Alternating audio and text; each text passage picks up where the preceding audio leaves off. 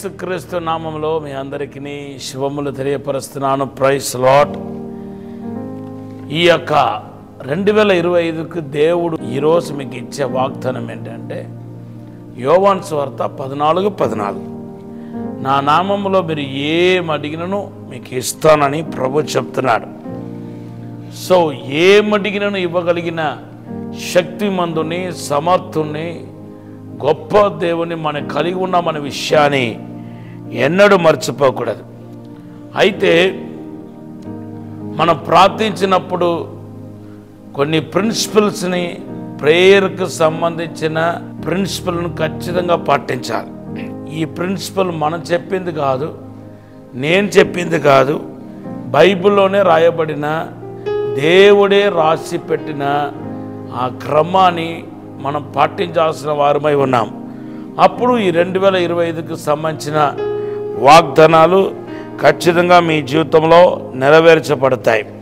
మొదటిది ఏంటంటే బైబిల్లో రాయబడి ఉంది, మనం అడిగింది ఏదో ఇది దేవుని చిత్తమా కాదా అని తెలుసుకొని దేవుని చిత్తమని నిర్ధారణతో ఇది అడగటం దేవుడికి ఇష్టమే, ఇది దేవుని చిత్తమే, ఈ విషయంలో దేవుడు దుఃఖపడరని నువ్వు తెలిసిన తర్వాత అడిగితే ఖచ్చితంగా మీరు అడిగిన దేవుని దగ్గర ప్రార్థిస్తున్న ఆ సమస్యలకు, ఆ పోరాటానికి పూర్తి విడుదలను మీరు పొందుకుంటారని 1 యోహాను 5:14 ద్వారా మనం తెలుసుకుంటున్నాం.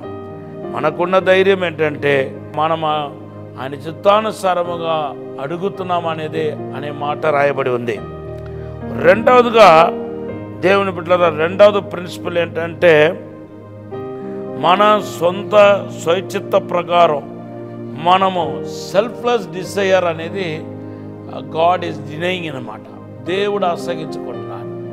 నీ స్వార్థం కోసం నువ్వు ఏదో బాగుపడాలని, దేవునికి మహిమ రాని కార్యాన్ని నీ సెల్ఫ్ డిజైర్ ప్రకారం నువ్వు అడిగితే కూడా అది కూడా దేవుడు ఆలకించడు. యాకోబు పత్రిక 4వ అధ్యాయం 3వ వచనంలో మనం చూస్తున్నాం, when our motivate is not correct in the presence of God, when we have the wrong motivate, is definitely God will not answer our prayer. So చూడండి, ఎవరో ఒక అతను మిమ్మల్ని ఏదో అన్నారని, లేకపోతే మీ మీద నేరం ఒప్పాడని ఆయన సావును కోరుకోవటం, దేవుని దగ్గర అడగటం అది కరెక్ట్ కాదు. అటువంటి ప్రార్థన దేవుడు ఆలకించడనే విషయాన్ని నేను మీకు జ్ఞాపకం చేస్తున్నాను. మూడవదిగా మనము ఏదైనా దేవుని చిత్తం, ఓకే మీరు అడిగింది దేవుని చిత్తం, మీరు అడుగుతుంది ఏదో అది దేవుని చిత్తం, దానిలో ఎటువంటి సెల్ఫిష్ డిజైర్స్ లేవు. అయినప్పటికీ ఏం చేయాలంటే విశ్వాసముతో అడగాలని పరిశుద్ధ గ్రంథంలో మనం చూస్తున్నాం.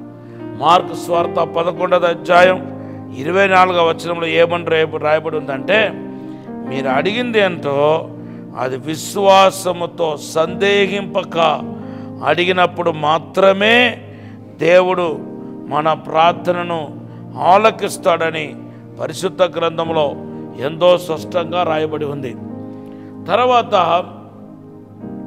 4వదిగా ఏంటంటే దేవుని బిడ్డలారా, కీర్తనకారుడు దావీదు అంటున్నాడు, నా హృదయంలో నేను పాపాన్ని లక్ష్యం చేసినడలా నా మనవిని ఆయన ఆలకించకపోను అంటున్నాడు. ఎంత వాస్తవం! మన దేవుడు పరిశుద్ధుడు. లేవియాకాండం 22వ అధ్యాయం 32వ వచనం, పేతురు రాసిన మొదటి పత్రిక 1వ అధ్యాయం 16వ వచనంలో మన దేవుడు పరిశుద్ధుడు అనే మాట మనకు స్పష్టంగా కనపడుతుంది. ఈ పరిశుద్ధులైన దేవుడు మరి మన ప్రార్థనను పరిశుద్ధంగా ఉన్నప్పుడే కాదు ఆలకిస్తాడు. ఒక మనిషి తన హృదయం నిండా పాపాన్ని పెట్టుకొని పాపపు జీవితం జీవించుకొని నా ప్రార్థన మాత్రం దేవుడు ఆలకించాలని అనుకుంటే అది చాలా పెద్ద పొరపాటు అన్నమాట. అందుకొరకే కీర్తన 66, 19, 20లో మనము చూస్తున్నాం.